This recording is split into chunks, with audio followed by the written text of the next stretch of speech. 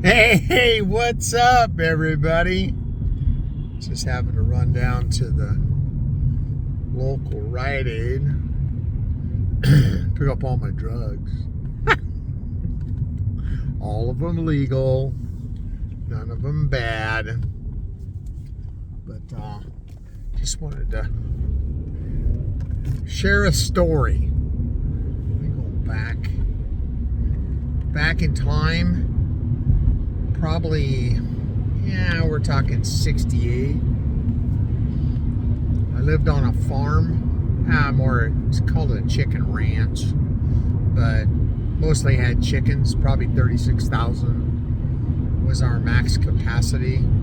It's a lot of chickens. But we had horses. We had 4 horses, and they were we boarded horses for a local riding stable up in the Big Bear area, Southern California, where Big Bear Resort was, San Bernardino Mountains. We lived in a little town called Yucaipa. Grew up there.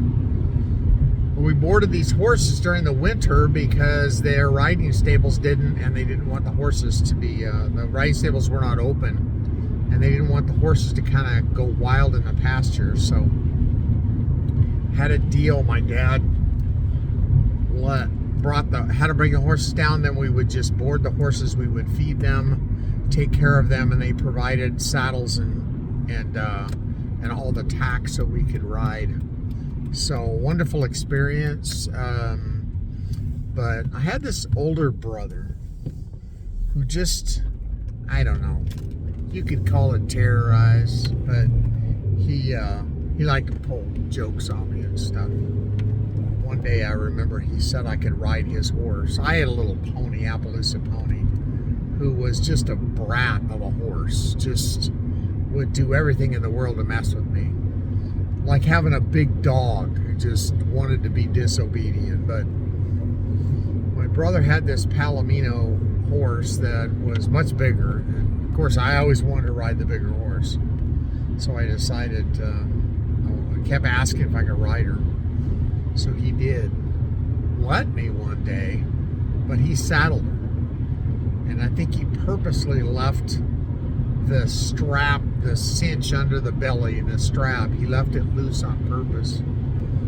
So when I got on and started riding, it basically the saddle just flipped underneath the horse, and I was hanging upside down between her galloping legs, which would have been funny. I mean, we roughhoused with each other, and the horse wasn't going that fast, so it didn't really hurt me.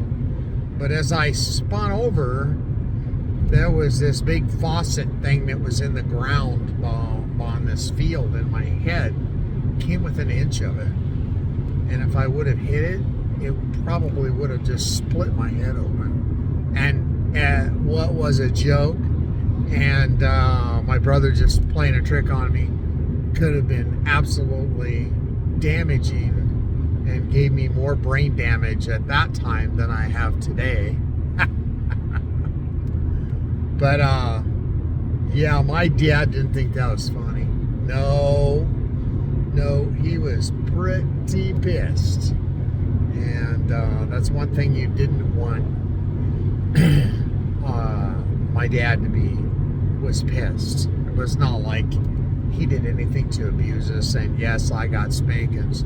Yes, I got the belt stripped out of his pants and got my butt whooped on more than one occasion. The odd thing was, that was when I was a lot younger. There were some things I did as a teenager that I think I should have been whooped for. Probably would have kept me, maybe deterred me from doing some things that were pretty self-damaging to my psyche.